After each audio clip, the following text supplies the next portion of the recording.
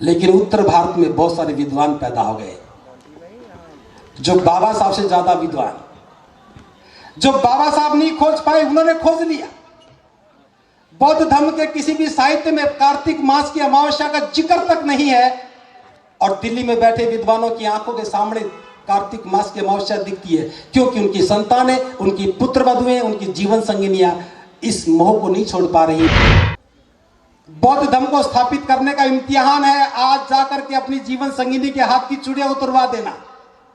आप बहादुर कहलाएंगे व्यवस्था बदलने के लिए। आप अपनी जीवन संगिनी की मांग के अंदर से लाल रंग हटा देना, और हो सके जिनकी जीवन संगिनी घूंघट करती है घूंघट हटा देना। आप बहादुर कहलाओगे, वरना बुजदिल पैदा होकर के बुजदिल मर जाओगे। बाबा साहब ने हमें धम्म की शरण इसलिए दी कि जिस व्यवस्था के हम हिस्सा बने थे वहां असमानता थी, भेदभाव था, छोटे बड़े की भावना थी, छुआछूत थी, इंसान को इंसान घृणा की दृष्टि से देखता था, और इस सब के पीछे एक ही कारण था कि समाज जातियों में बंटा था, और जब तक जातियां हैं इस भेद को खत्म नहीं किया जा सकता। बाबा साहब ने पूरी कोशिश की कि इसी व्यवस्था में रह करके जातियां खत्म हो जाए, भेद खत्म हो जाए। पूरा जीवन लगाने के बाद इस निष्कर्ष पर पहुंचे कि इस व्यवस्था में जाति खत्म नहीं हो सकती। अगर हमें जाति को खत्म करना है, भेदभाव को खत्म करना है, गैर बराबरी को खत्म करना है, तो हमें एक नए मार्ग पर चलना होगा। और बाबा साहब ने उस मार्ग में बुद्ध को तलाशा। हम सब जानते हैं कि बुद्ध के धम्म में कोई भेदभाव नहीं है, कोई गैर बराबरी नहीं है, कोई जाति व्यवस्था नहीं है।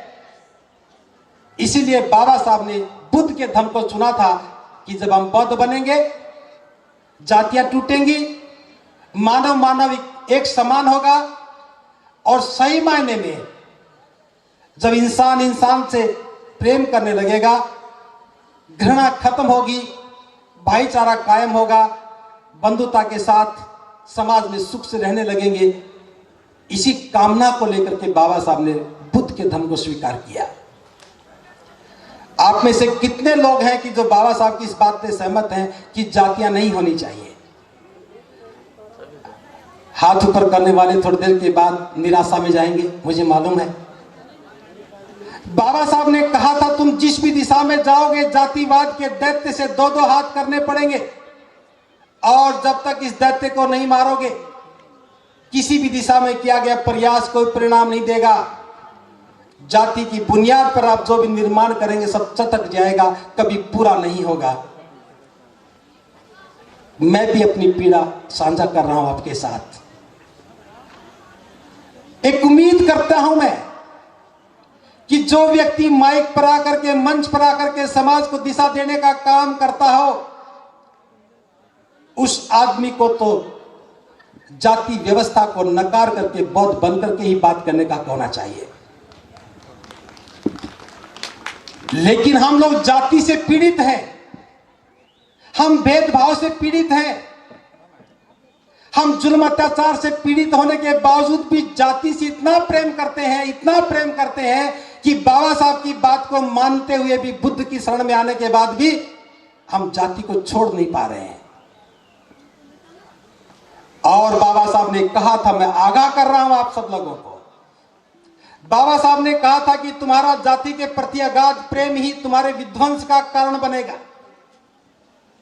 जो लोग इस गलतफहमी में आकर के बौद्ध बन गए हैं कि जाति बची रह जाए, गोत्र बचा रह जाए और हम बौद्ध बन जाएं, आप विध्वंस करेंगे बौद्ध धर्म का और इस विरासत को नहीं बचा पाएंगे। अगर जाति से प्रेम करते हो तो बुद्ध की शरण में आने की आवश्यकता नहीं है। हम तो उन लोगों से ही बौद्ध धर्म को आगे बढ़ाएंगे जो जाति से प्रेम नहीं करते हो, बुद्ध की बात करते हैं और जाति से चिपके बैठे हैं, सारी उम्र मनुवाद को कोसते हैं, और अपने संतान की शादी करने का समय आता है तो अपनी ही जाति में लोग खोजते हैं। आप अपनी जाति से प्रेम करते हैं, यह गुनाह नहीं है। लेकिन अपनी जाति से प्रेम करके बौद्ध बने दूसरे लोगों को नकारते हैं, ये गुनाह है। विरासत को बचाना है तो जाति को खत्म करना होगा। विरासत को बचाना है, भारत को बौद्ध में बनाना है तो जाति के नासूर को दफन करना होगा। और देखते हैं कि कौन आदमी आज रूपांतरित होता है इस संकल्प के साथ यहां से जाए कि मैं आज के बाद जाति की इस्तेमाल नहीं करूंगा।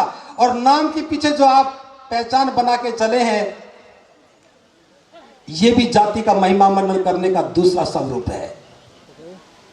अगर किसी के नाम के पीछे लगा हो तो इसको व्यक्तिगत मत लेना। बौद्ध बनने से पहले खोबरा गड़े थे, आज भी खोबरा गड़े। बौद्ध बनने से पहले मेषराम थे, आज भी मेषराम है। बौद्ध बनने से पहले गुड़ पड़े थे, आज भी गुड़ पड़े हो। क्या यह बौद्धों की व्यवस्था है? दूसरी बात, हम भारत को बौद्ध में बनाना चाहते हैं लेकिन बौद्ध धर्म को स्वीकार भी कर लेते हैं, लेकिन बुद्ध के संस्कारों को, बुद्ध की परंपराओं को स्वीकार नहीं कर रहे। आज भी जो लोग दिवाली के दिन दीपोदान कहकर के उत्सव मनाने की बात करते हैं, क्या यह धर्म की व्यवस्था को मटियामल करने का षड्यंत्र नहीं है? कोई बुद्धिजीवी बताए कि दीपोदान में दिया किधर से जलेगा और दिवाली में दिया किधर से जलेगा। दीपोदान में दिवाली में कोई अंतर बता के बताए। हम बाबा साहब के मानने वाले लोग अगर बाबा साहब का अपना आदर्श मानते हैं तो बाबा साहब की बात पर भरोसा करना चाहिए। अगर दिवाली दीपोदान होती तो बाबा साहब बता करके जाते। 14 अक्टूबर 1956 को बाबा साहब बुद्ध की शरण में गए। उन्हें अच्छी तरह से याद होगा कि 20 दिन के बाद दिवाली आने वाली है, लेकिन जिक्र तक नहीं किया। अगर उस समय भूल भी गए होते तो 20 दिन के बाद याद आ जाता। लेकिन बाबा साहब जानते थे कि यह हमारा उत्सव नहीं है, जिक्र करने की आवश्यकता नहीं है। जो हमारा नहीं है उसका जिक्र क्यों करें? लेकिन उत्तर भारत में बहुत सारे विद्वान पैदा हो गए जो बाबा साहब से ज्यादा विद्वान, जो बाबा साहब नहीं खोज पाए उन्होंने खोज लिया। बौद्ध धर्म के किसी भी साहित्य में कार्तिक मास की अमावस्या का जिक्र तक नहीं है, और दिल्ली में बैठे विद्वानों की आंखों के सामने कार्तिक मास की अमावस्या दिखती है, क्योंकि उनकी संतानें, उनकी पुत्र वधुएं, उनकी जीवन संगिनियां इस मोह को नहीं छोड़ पा रही। हो सकता है कि दिवाली के दिए की रोशनी में लक्ष्मी घर में प्रवेश कर जाए। क्या बौद्धों के पास उत्सवों की कमी है? जब तक धर्म हमारे आचरण में नहीं आएगा हम कैसे बौद्ध बनेंगे? आप बौद्ध बन गए, कौन सी परंपरा बदली? अबौद्ध थे तब भी शादी करते थे तो बैंड बजता था, आज भी बज रहा है। अबौद्ध शादी करते थे, घोड़ी पर बैठते थे, आज भी घोड़ी पर बैठे हैं। अबौद्धों की शादी होती थी तो पी करके नाचते हैं, आज भी पी करके नाचते हैं। जहां भी जब भी दावत थी, आज भी दावत है। वहां भी दहेज था, यहां भी दहेज है। कौन सी परंपरा बदली? बस एक परंपरा बदल दी। जहां पहले पुरोहित आता था लाल कपड़ा कंधे पर टांग करके, आज चिवर पहने हुए पुरोहित आता है। बस फर्क इतना सा हो गया। अगर बौद्ध धर्म को बचाना है तो जन्म से लेकर के मृत्यु तक के सारे संस्कार बौद्ध रीति से करने पड़ेंगे। और बौद्ध रीति का मतलब यह नहीं कि जैसा हम पहले करते रहे बस यहां भिक्षु को आगे कर दो सारा काम बौद्धों का हो गया। सब बिल्कुल नहीं होने वाला। हमें बौद्धों की विरासत को बचाना है तो बौद्धों की परंपराओं को स्थापित करना होगा। जन्म भोज की परंपराएं खत्म करनी होंगी, विवाह की परंपराओं को नया आयाम देना होगा, और मरने के बाद क्या किया जाए उसको ठीक से परिभाषित करना होगा। पहले भी अस्थियों को लेकर के पानी में बहाते थे, आज भी वही काम करते हैं। पहले 12 दिन रोते थे, आज भी 12 दिन रो लेते हैं। पहले भी मरने के बाद मृत्यु भोज करते थे, और आज भी लड्डू खाते हुए लज्जा नहीं आती है। क्या बौद्ध धर्म स्थापित हो जाएगा? बौद्ध बनने से पहले हम लोग महिलाओं को बराबर नहीं मानते थे, और बौद्ध बनने के बाद क्या हमने महिलाओं को बराबर माना?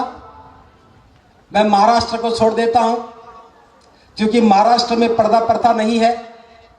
छत्तीसगढ़ के बारे में ज्यादा पता नहीं है, बस खत्म कर दिया मैंने। लेकिन हरियाणा, उत्तर प्रदेश, राजस्थान, मध्य प्रदेश में आज भी महिलाएं घूंघट में हैं।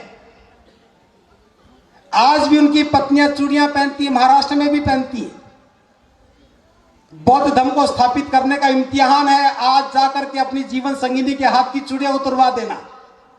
आप बहादुर कहलाएंगे व्यवस्था बदलने के लिए।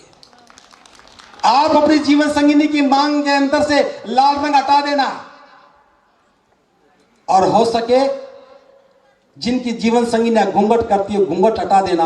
आप बहादुर कहलाओगे, वरना बुजदिल पैदा होकर के बुजदिल मर जाओगे। बुद्ध की शरण में आने के बाद अगर महिलाओं से भेदभाव करते हो तो आप बौद्ध नहीं कहलाते हो। इसलिए मैं इसी सूत्र पर बात करके अपनी बात को विराम दे रहा हूं। धम्म के सिद्धांत और शिक्षाओं को जनता तक पहुंचना चाहिए, सस्ता प्रकाशन होना चाहिए और सुलभ भाषा में लोगों तक बातें जानी चाहिए। धम्म के सिद्धांत और शिक्षाओं को जनता की भाषा में जनता तक समझाने वाले प्रचारक होने चाहिए। और तीसरी बात, जो धर्म के सिद्धांत और शिक्षाएं हैं वो आचरण में उतरनी चाहिए। अगर इतना हम कर सकेंगे तो हम बौद्ध धर्म को स्थापित भी कर पाएंगे और सिरपुर जैसी बौद्धों की महान विरासत को बचाने में सक्षम हो पाएंगे। मैं मंगल कामना करता हूं उन सब के लिए जो आज आंदोलित होकर के इस व्यवस्था के निर्माण में काम करेंगे, और सबके लिए बहुत बहुत साधुवाद। आज हम आपके लिए लेकर आए हैं बहुजन समाज की एक ऐसी किताब, कहीं हम भूल ना जाएं, एक ऐसी ऐतिहासिक किताब है जिसके अंदर आपको ऑडियो वीडियो देखने को मिलना है। ये पहली बहुजन समाज की ऐतिहासिक किताब है जिसके अंदर आप वीडियो भी देख सकते हैं। अब किताब के अंदर कैसे वीडियो देख सकते हैं ये मैं आपको पहले दिखा दूं। आइए तो हम देखते हैं। सबसे पहले आपने करना ये काम है कि किसी भी पेज पर मोबाइल द्वारा आप गूगल पे जाएंगे और गूगल पे जाने के बाद आपको कैमरे का निशान नजर आता है। इस कैमरे पे आप क्लिक करेंगे तो ये QR कोड को स्कैन कर लेगा। स्कैन करने के बाद यहाँ पर आप देखेंगे ये लिंक आ गया। आप जैसे लिंक पर क्लिक करेंगे आपकी वीडियो चालू हो जाएगी, यानी कि आपको एक सटीक जानकारी मिलने वाली है, एक ऑथेंटिक जानकारी मिलने वाली है। बहुजन समाज की पहली ऐतिहासिक किताब है जिसके अंदर आपको तमाम महापुरुषों की जानकारी मिलने वाली है। आप इस किताब में देख पाएंगे तथागत सम्यक बुद्ध जिनकी पूरी जीवनी आपको मिलने वाली है, महान सम्राट अशोक जिनका जीवनी आपको इसके अंदर पूरी मिलने वाली है, संत कबीर दास, संत शिरोमणि गुरु रविदास, सम्राट मीर भोज जिन्होंने इतिहास रचने का काम किया, गुरु घासीदास बाबा, वीरांगना झलकारी बाई, वीरांगना उदा देवी पासी, नागेली वीरांगना की कहानी, एकलव्य जिसका अंगूठा काट लिया था धोखे से, चोखा मेला हरिचंद ठाकुर, ज्ञानदीप छत्रपति शाहूजी महाराज, बिरसा मुंडा, ज्योतिबा फूले, माता सावित्रीबाई फूले, फातिमा शेख, EV रामास्वामी, स्वामी अच्युतानंद, बाबा साहब डॉक्टर BR अम्बेडकर जिनका मूल ग्रंथ आपको इसमें छोटी सी किताब में मिलने वाला है। आप ऑडियो भी देख सकते हैं, वीडियो भी देख सकते हैं। माता रमाबाई, मोतिया रावण कंगाली, सरदार उधम सिंह, ललई सिंह यादव, दशरथ मांझी, शिव दयाल सिंह चौरसिया, कपूरी ठाकुर, भवरी देवी, मान्यवर काशीराम साहब जिन्होंने इतिहास को दोबारा दोहराने का काम किया था, वीरांगना फूलन देवी, बहन कुमारी मायावती, संकल्प भूमि और पूना पैक्ट। बहुजन समाज का एक मूल ग्रंथ यह आपके पास आ गया है और आप इसको बिल्कुल भी देरी ना करें। तो साथियों, अगर आप ये किताब मंगाना चाहते हैं तो डिस्क्रिप्शन बॉक्स में जो आप नंबर देख रहे हैं इस नंबर पर आप हमें अपना ऑर्डर बुक करा सकते हैं। कितनी किताब आपको चाहिए? यदि आप चाहते हैं कि यह किताब पूरे भारतवर्ष में घर घर नजर आए तो आप इस वीडियो को ज़्यादा से ज़्यादा शेयर करें, लाइक करें, शेयर करें, अपने कमेंट हमारे सुझाव बॉक्स में ज़रूर दें और किताब को अपने घर पे मंगाना बिल्कुल भी ना भूलें। अगर आपने अभी तक हमारा चैनल सब्सक्राइब नहीं किया है तो सब्सक्राइब करें और घंटी का बटन बिल्कुल भी दबाना ना भूलें ताकि सभी लेटेस्ट खबरें पहुंच सकें आप पे सबसे पहले।